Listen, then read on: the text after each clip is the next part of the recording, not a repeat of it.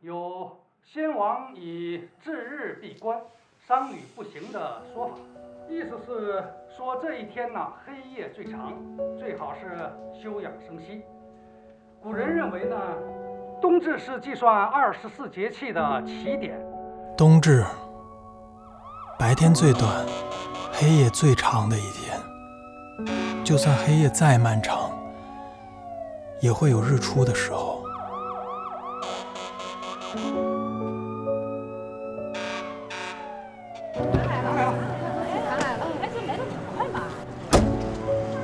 郑同志，是您报的案啊？发生什么事儿了？我早晨要送孩子去上学，我在车里等了10来分钟都没下来，我就给孩子妈妈打电话，可是他妈妈说他早下来了。问题，我就坐在车里，我没见孩子出来呀。可是我的人生，为什么却好像一点光亮都看不到？我选择了赌，牌桌上我还有赢的机会。这一次，我赌自己能藏住这个秘密，却让自己真正坠入黑暗。我总是看不到暗面，只是阳光的阴影。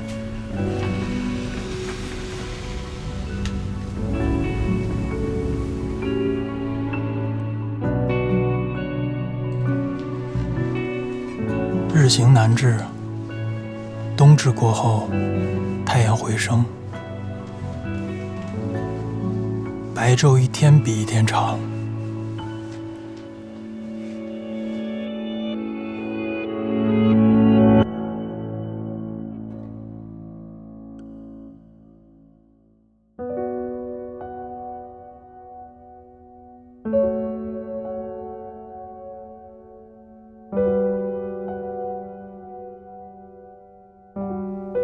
其实，是我自己遮蔽了自己的阳光。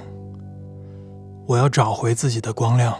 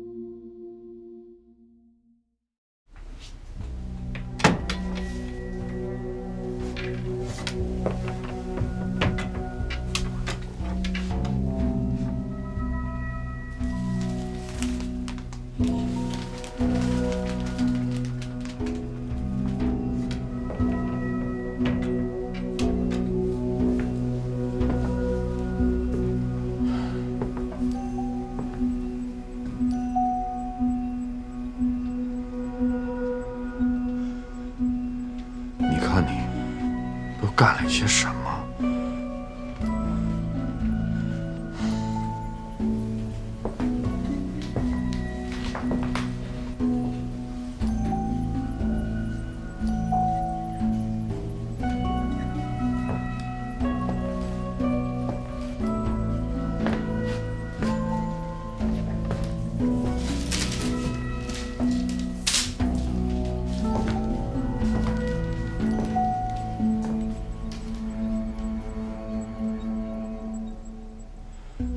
不是有名片吗？有需要的话你联系我。是你？我正在工作呢，警察突然之间给我打电话，让我回家开门。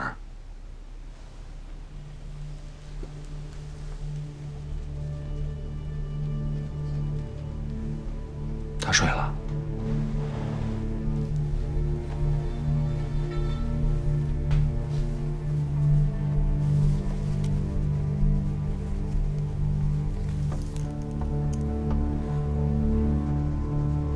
你呀，有了大麻烦了。接下来打算怎么做？想要继续保住秘密，得封住2个人的口。我当然可以装糊涂了，可是他随时都会醒过来。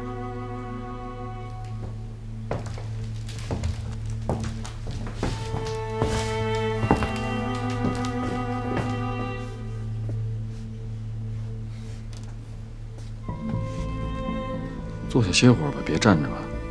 警察还得折腾一会儿。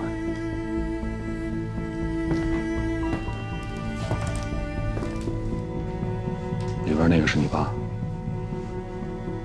他平时身体就不好，又爱喝点酒。就这样而已吗？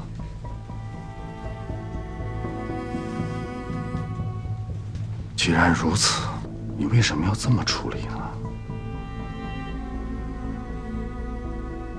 你脑子是不是有病啊？真有你的啊！你打算买那么几块瓷砖，就把它藏在那儿，下水道检修口就没人知道了？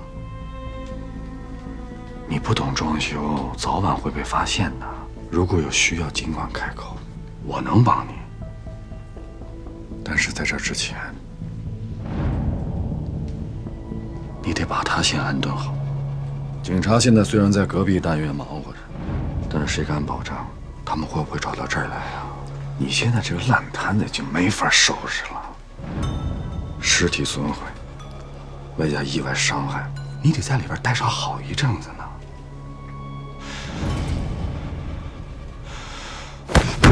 你脑子给我清醒一点！你知不知道自己都干了些什么？你把自己亲生父亲泡在鱼缸，如果你被抓了，你在所有人眼里面永远就是个怪物，而且是比你一些杀人犯更加恶心的怪物。你还不如直接死在监狱里。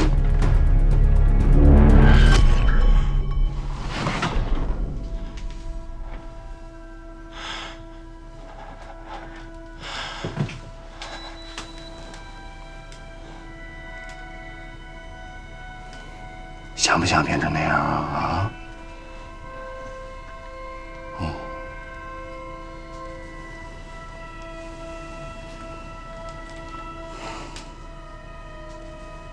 既然不想，过来帮忙。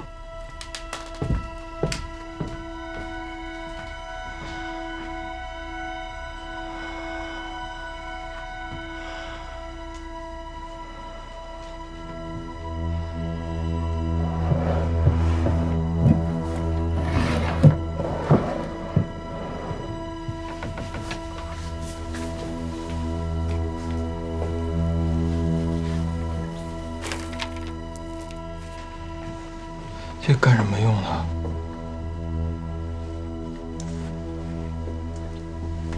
砖块和木板之间的空隙，需要用这些东西来填充。白天还好，但是到了晚上，你这衣帽间的光会透过去。那个孩子是从我们家消失的，我相信警察很快就会明确这一点。这个通道我会暂时给堵上，但不会堵死。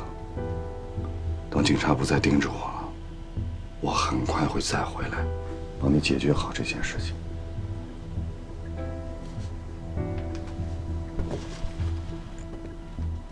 还记得刚才我跟你说的话吧？那个孩子一定要安顿好。他一旦叫出声来，你跟我谁也逃不掉。能做到吧？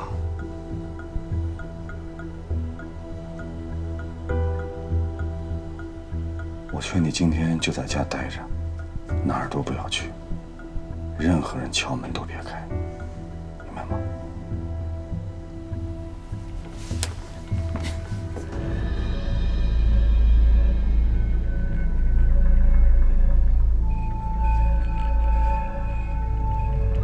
你没去过我家吗？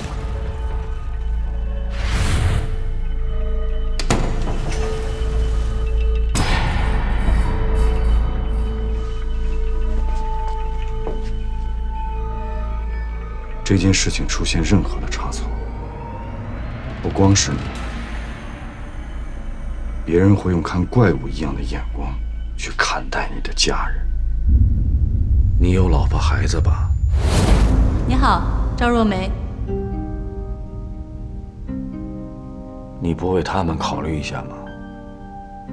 等我回来。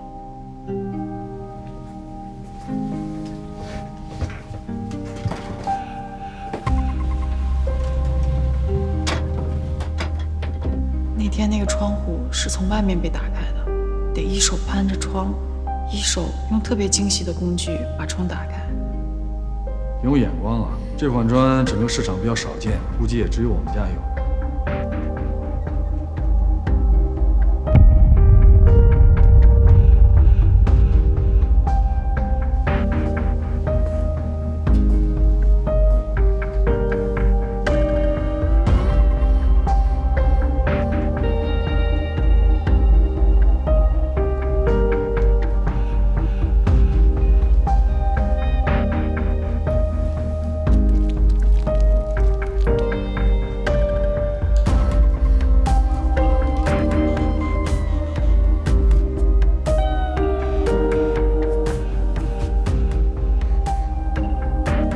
那个孩子一定要安顿好，他一旦叫出声来，你跟我谁也逃不掉。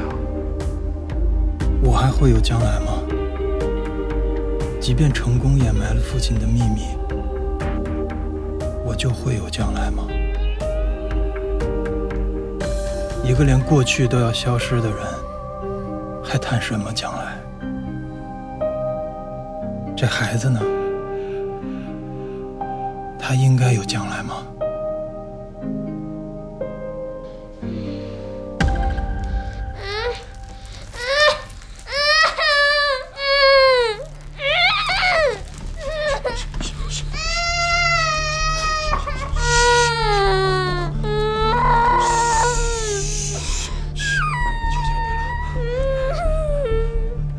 小莫，小莫是吗？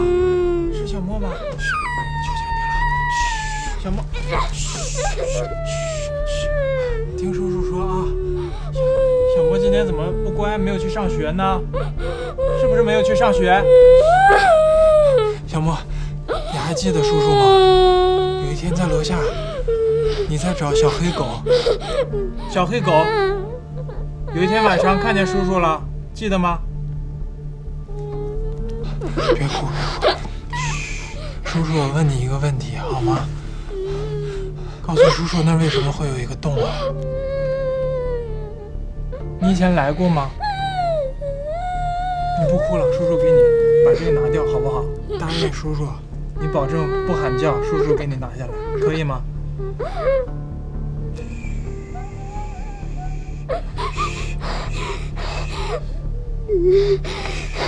好孩子啊，好孩子。那我取下来了。好孩子啊！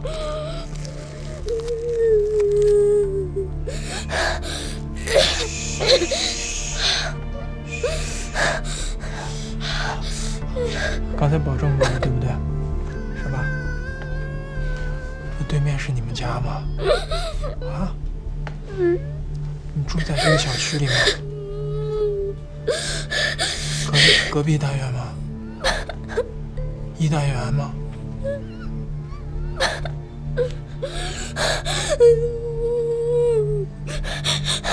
哭了。什么？叔叔给你放动画片好吗？动画片可好看了，可以吗？好，不哭啊。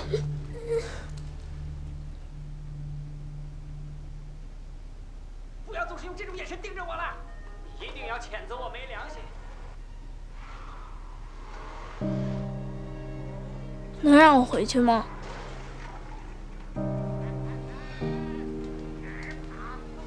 孟怀姐姐一会儿还要来接我，她找不着我，开始着急了。孟怀姐姐，你还有个姐姐？嗯，我刚才就从她家过来的。我们今天约好了要去北湖。就你们2个人去吗？嗯，现在能让我回去了吗？行吧，你再看一会儿动画片吧。回家，你就看不了动画片了。铁石心肠，竟然想敲诈我，看他没好处的。我饿了。那我给你煮个鸡蛋。我要吃桂圆烧蛋。我不会做呀。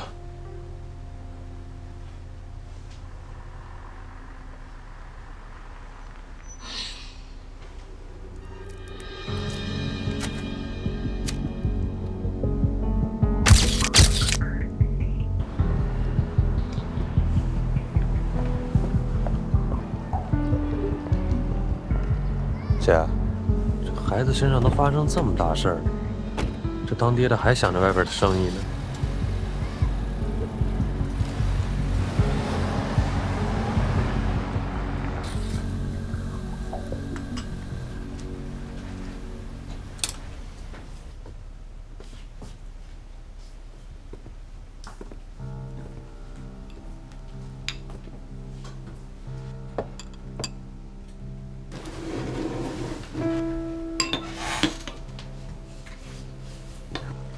和我妈做的不一样。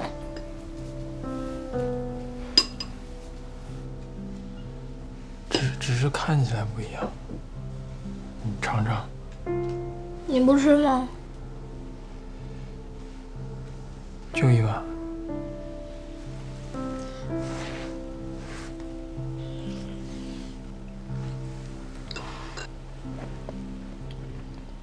味道怎么样？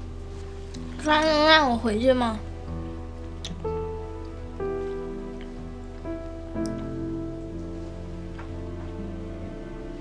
那我不吃了，味道好怪呀！我要上厕所。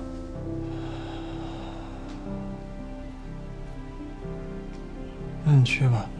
我这个脚走不了路。你不是刚从那边蹦过来的吗？我不能蹦过去，这样容易憋不住。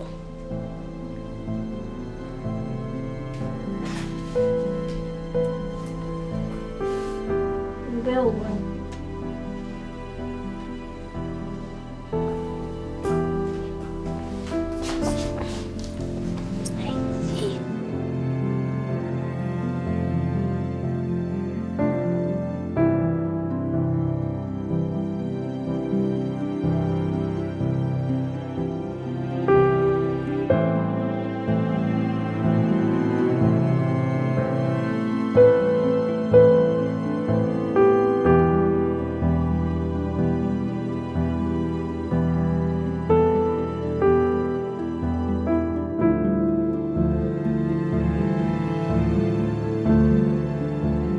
快点，我要憋不住了。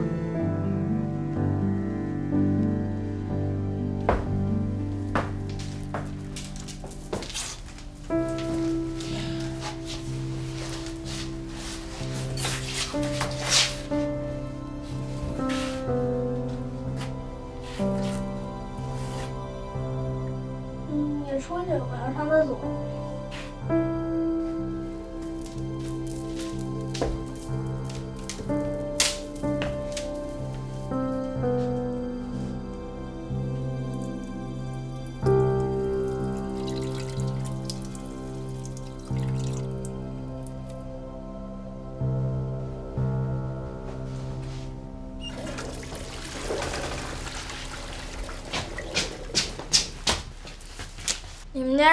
墙坏了。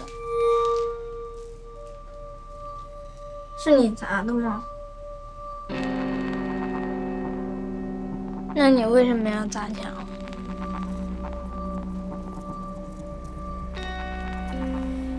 你再问问题，我就把你嘴堵了。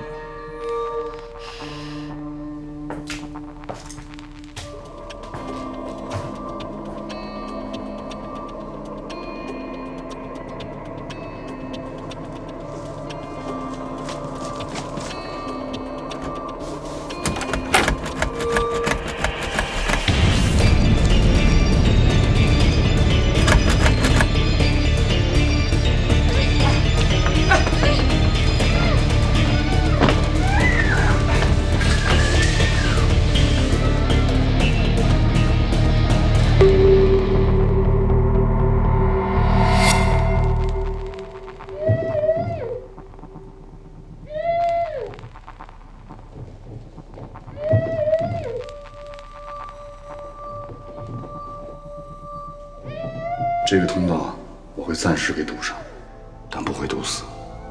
等警察不再盯着我了，我很快会再回来，帮你解决这个问题。那个孩子一定要安顿好，他一旦叫出声来，你跟我谁也逃不掉。我劝你今天就在家待着，哪儿都不要去，任何人敲门都别开。有人在吗？请问有人在吗？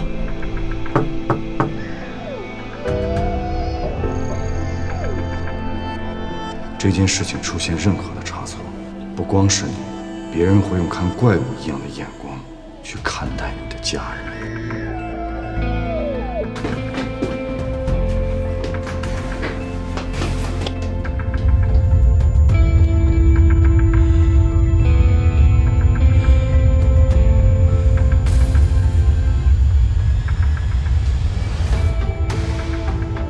你要学会面对这一切，自己做的事儿，自己要负责呀。儿子啊，妈妈从小就告诉你，错误的事儿一定不能做。元武，你也是个父亲了，该长大了。婷婷很想你。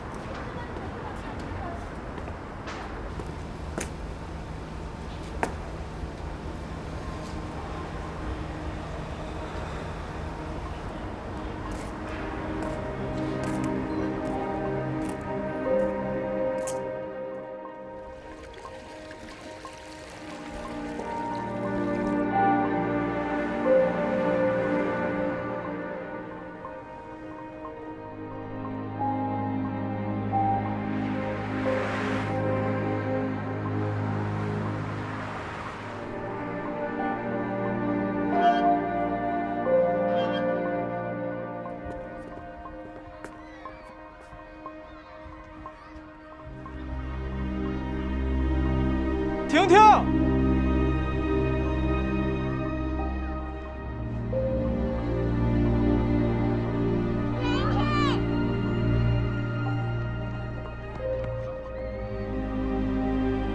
你还有其他家人吧？你不为他们考虑一下吗？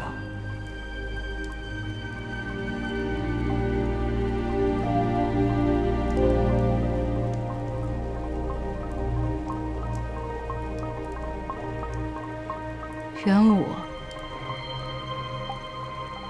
你别再赌了。要是换工作也不行的话，你就在家照顾婷婷吧。外面的事，我来。这件事情出现任何的差错，别人会用看怪物一样的眼光去看待你的家人和你的孩子。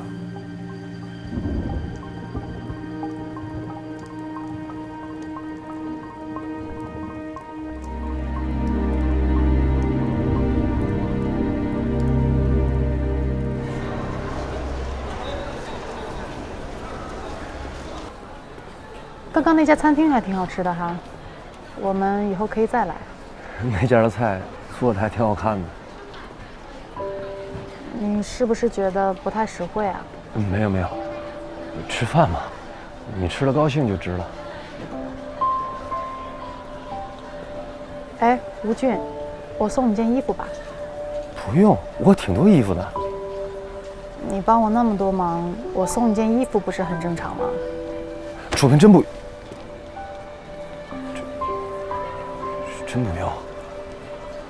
阿俊，我真的想好好谢谢你。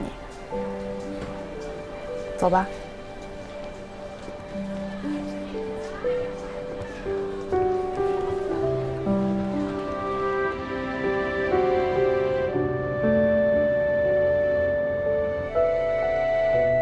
嫂子，你这个桂圆烧蛋做的好漂亮啊！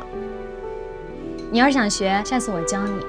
这个桂圆烧蛋最重要的就是在温水的时候把这鸡蛋放进去，这样呢蛋清就不会起沫了。你要喜欢吃啊，那你就多吃点。嫂子跟咱妈一样，每到冬至就烧一桌子好菜。以前冬至的时候，我还能再喝半碗酒酿，吃3个鸡蛋呢。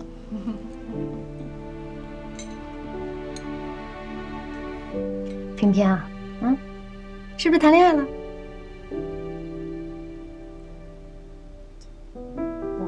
哪有谈恋爱？我怎么觉得他今天心情特别好，好久没这样了啊！桂圆烧蛋还有吗？我要给小晴打包回去。有，都知道你要带，都给你准备好了。来，我再给你多盛点。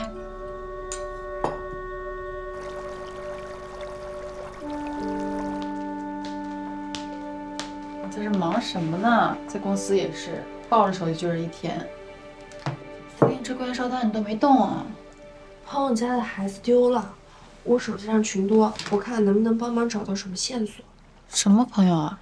就是那个帮我网店发货的化妆品店老板啊。哦，他住在你以前住的那个小区。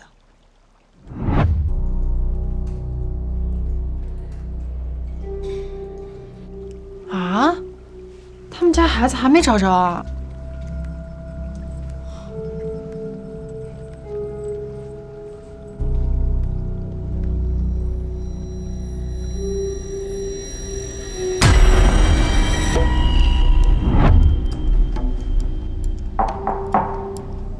有事吗？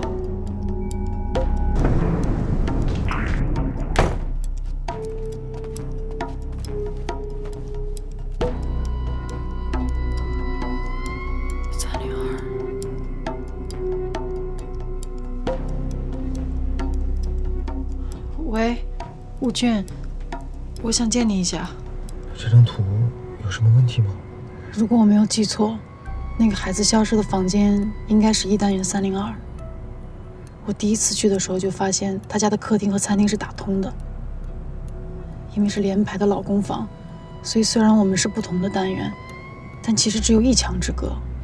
而且302的房主是个装修公司的老板，我们家的装修就是他做的。我不知道我想的对不对，但是我总觉得这里面怪怪的。确实有问题。按理说，一个孩子丢了，查查监控一定能找到的。而且业主群里也说，他的父亲从早上就一直在楼下盯着，这个孩子从来就没下来过。这就是说，这个孩子不知道怎么离开的这个单元楼。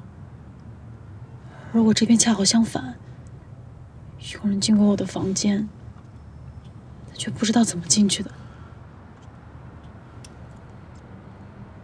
你之前跟这个装修公司的老板是完全不认识吗？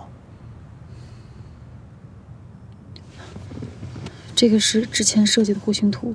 我的卧室里面有一个独立的衣帽间，这个衣柜靠着的这个墙，隔壁刚好就是302室。我在想，如果这个衣柜后面是空的呢？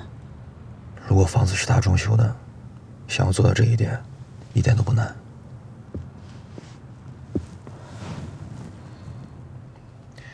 你确定孩子是在302丢的吗？只是业主群里面有邻居这么说的。那就是还不确定孩子到过302。寻人启事后面有电话，我打过去问一下吧。得找个公用电话。我知道哪里能打。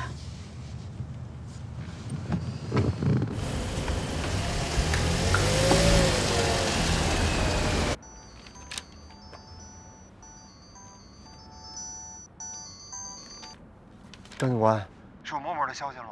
恩怀在你旁边吧？跟我们在一起呢。你赶紧带恩怀回来，我在楼下等你们。张警官，我们上去吧。走。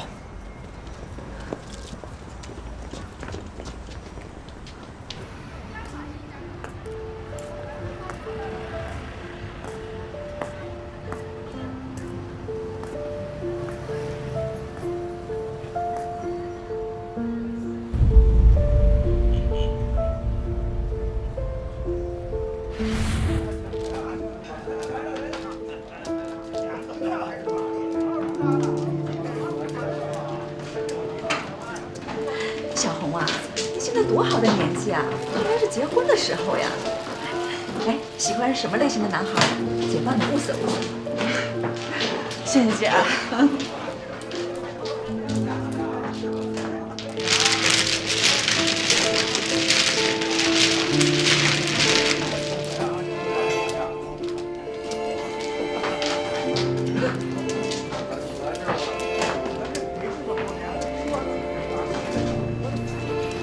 找人呀？不找。老板是来打牌的吧？我不是老板。不管你是不是老板，来我们这儿了就都是老板。等会儿啊，老板，我去给你找个位置去。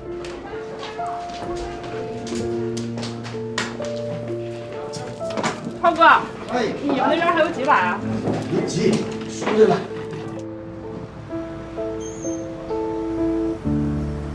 元武。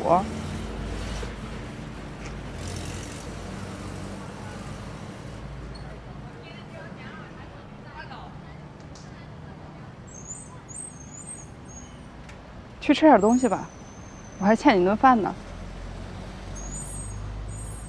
今天不行，今天改天吧。改不了了，我要回老家了。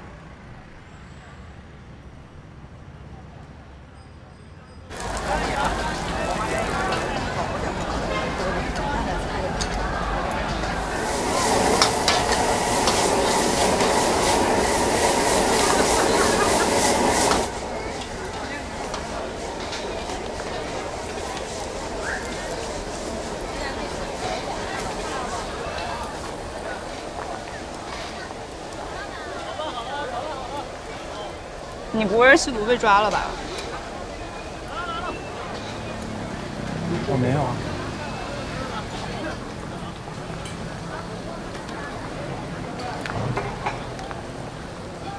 自己看看。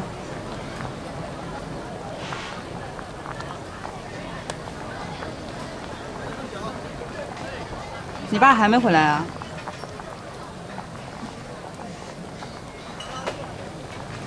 他可能要在老家多待几天。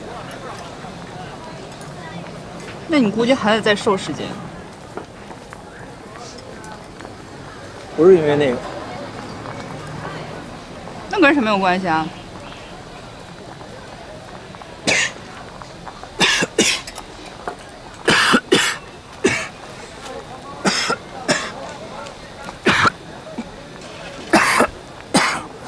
看你明天还是去趟医院吧。你要钱不够，我借你。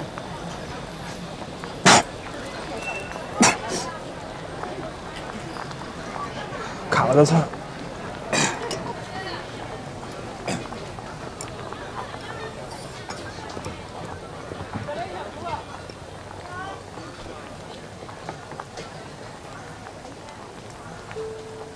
有件事儿我一直想问你，但那天以后你没再来。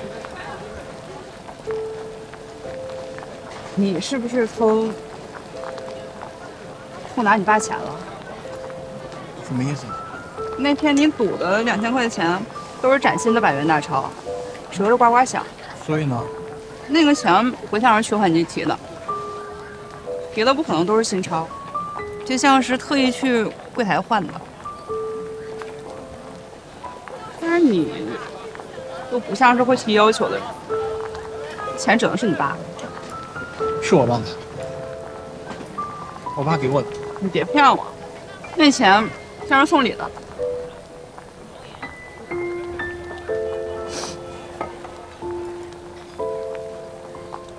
有孩子吧？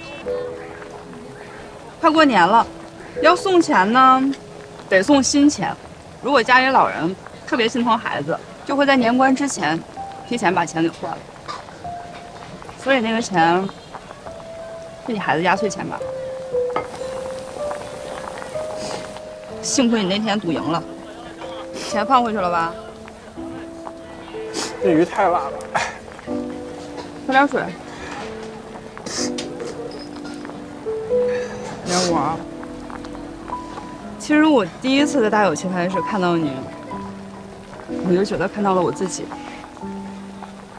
明明不应该出现在那种地方，结果跟扎的根一样，怎么都逃不掉。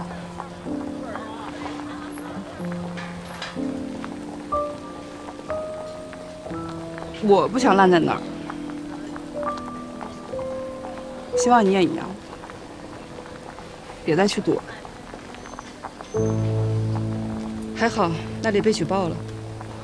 服务员，再来一份红汤糍粑，打包哈。怕你晚上回去肚子饿。还不知道你叫什么名字？你干嘛？表白？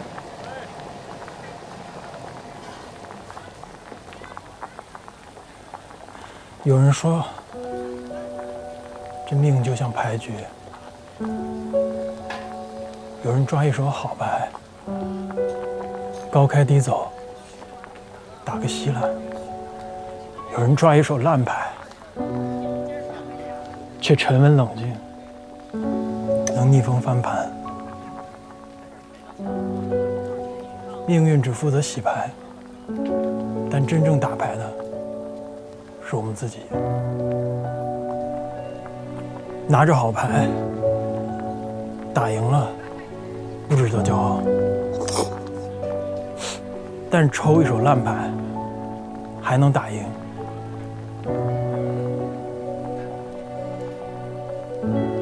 那是高手。有道理吗？都是废话。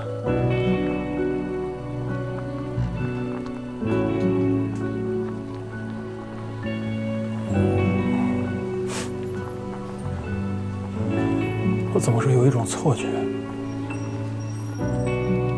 就是每一次我抓到一手稀烂的牌，根本没有赢的机会的时候，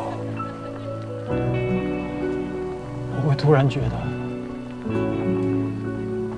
这生活虽然不如意啊，但是比起手中的烂牌，还是好很多。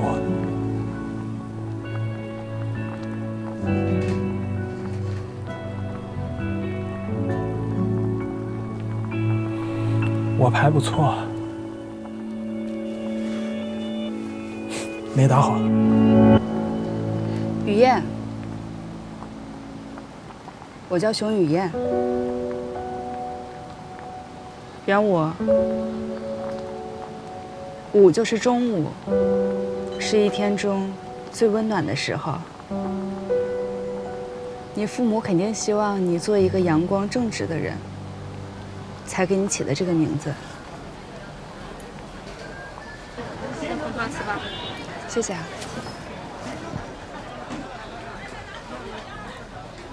怕你晚上肚子饿。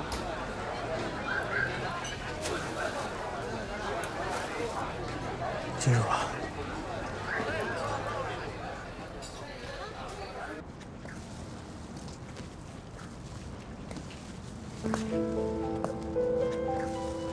元武，午就是中午，是一天中最温暖的时候。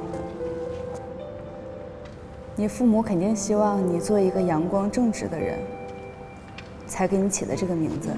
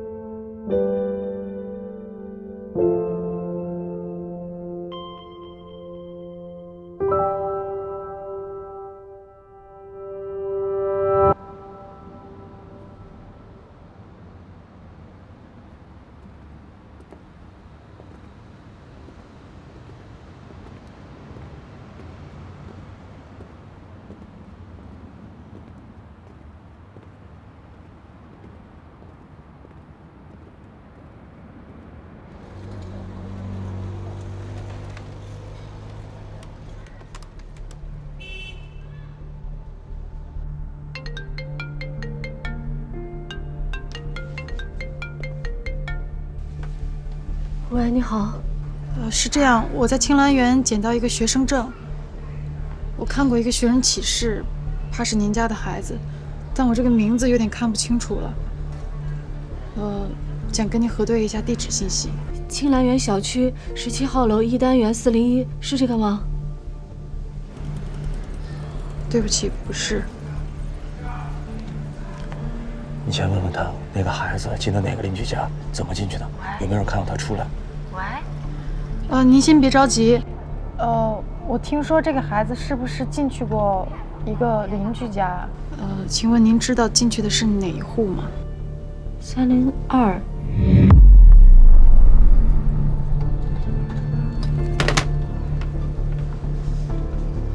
302。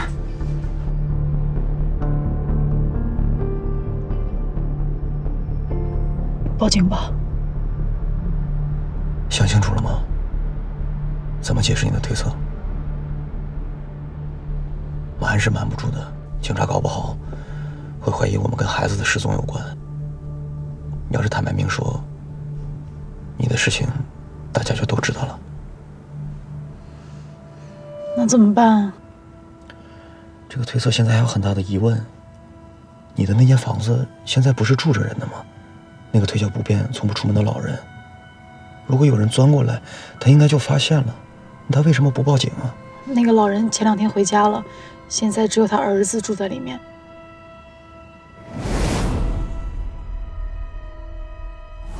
我想起来了，我说我怎么看他那么眼熟？那天，就是你第一次叫我吃饭的那天。你记不记得我跟你说过，我总觉得有个人一直在盯着你。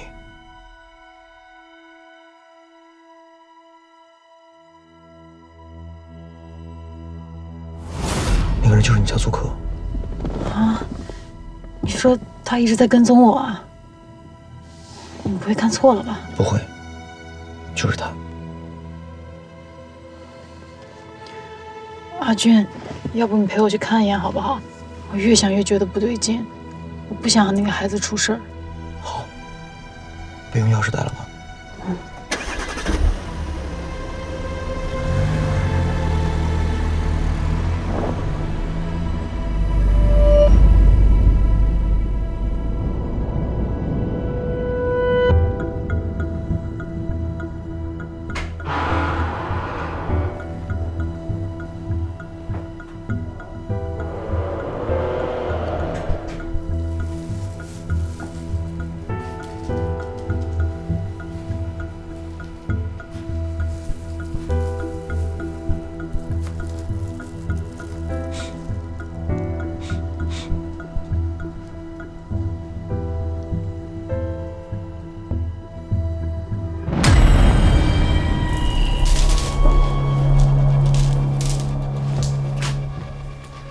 告诉过你让你在家待着，你为什么不听我的话？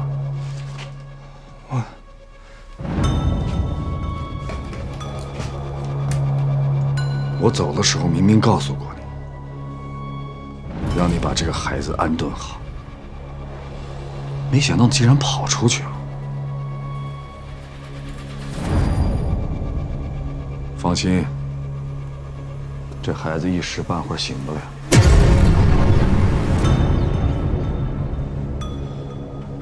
警察今天在我们家做了将近2个小时的痕检，但是依然没有找出这个孩子消失的线索。你知道为什么吗？是因为我做事情足够严谨，所以我也会处理好你的问题。而你需要去做你没做完的事情。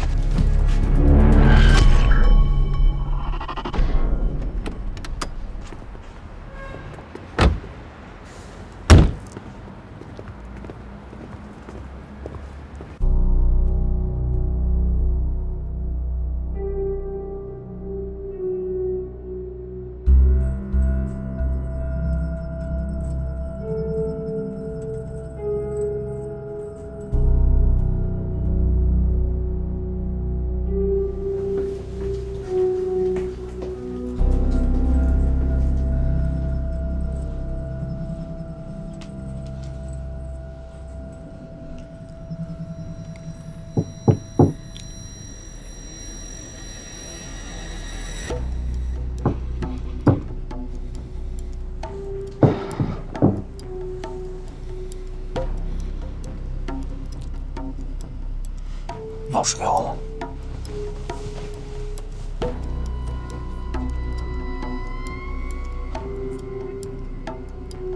手机。拨上110。多少？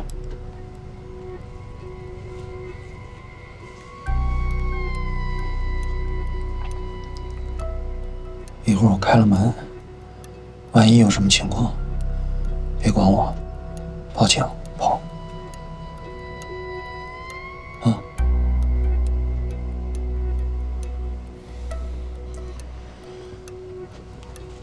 你往下站点儿。小心点。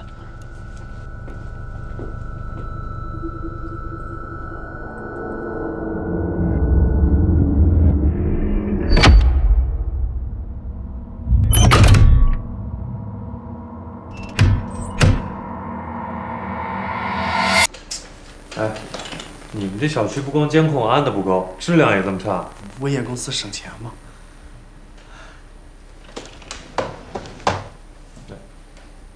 这人谁啊？哦，送快递的，每天中午以后来。那个男的呢？3单元1户老人家的小儿子，单位好像就在附近。每天中午和晚上来给老人家做饭。哎，这女的谁啊？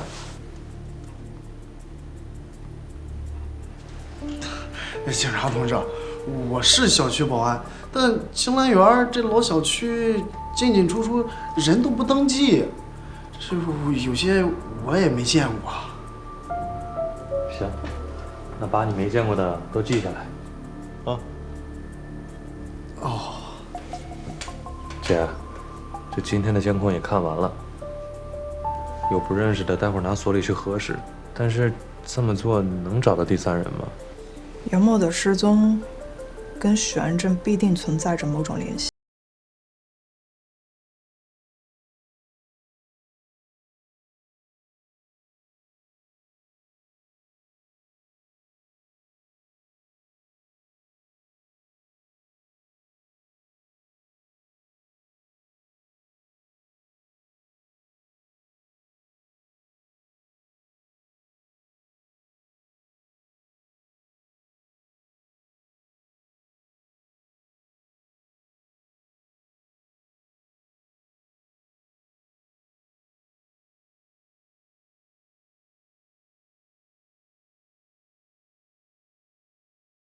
把这几天的监控都调出来。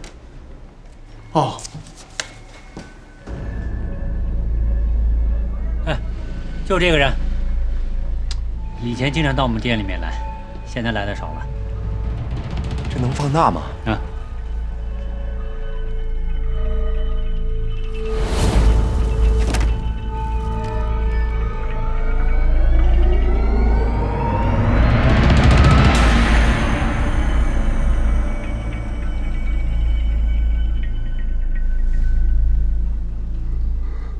停一下，小易。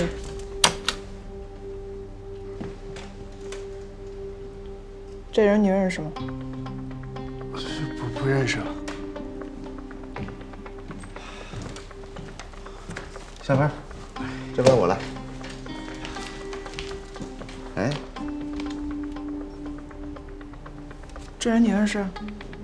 认识啊，这女孩是这的业主，但是她已经搬走了。她男朋友在小区里面丢了钱包，前天他们还一起过来看的监控，看了挺长时间的，直到我下班他俩才走。他叫什么名字？住几栋几号？哎呀，他搬走了很长时间了，小区的业主这么多，我是真不知道他叫什么名字。向义，我有种感觉，这两个人跟我们做着同样一件事。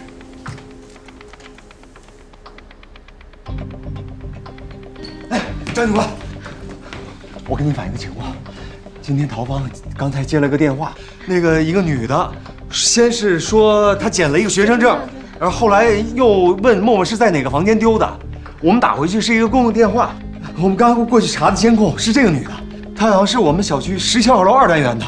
哎，对，这不就是前天来查监控的女孩吗？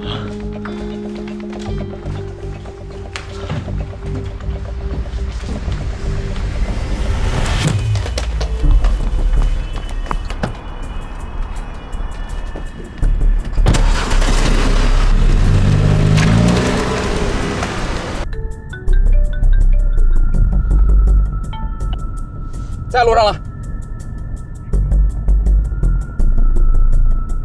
啊，知道了，开快点。好。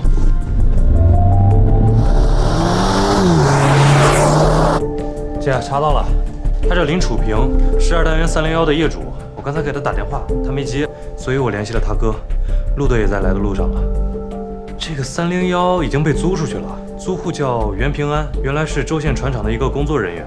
他妻子叫翁春霞，不过3年前已经去世了。这夫妻俩都没什么前科。不过他俩有个儿子叫袁武，之前在老家有过赌博被拘留的案底。2单元301，就这样是吧？有人在吗？他是2单元301的。你认识他？恩怀今天跟我说，上周五默默遇到了一个陌生男人跟他说话，是2单元301的。他还说什么？他说那男的穿了一件黑色的西装。把小区户型图给我。好好。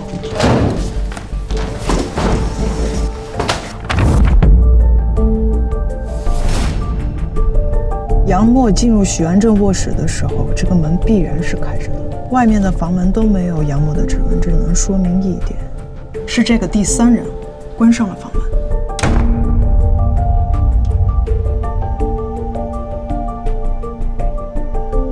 第三个人不是从外面进来的，他是从自己的房间进入许安镇的家。警察同志，这不就是那女孩吗？通知路队，直接去2单元。收到。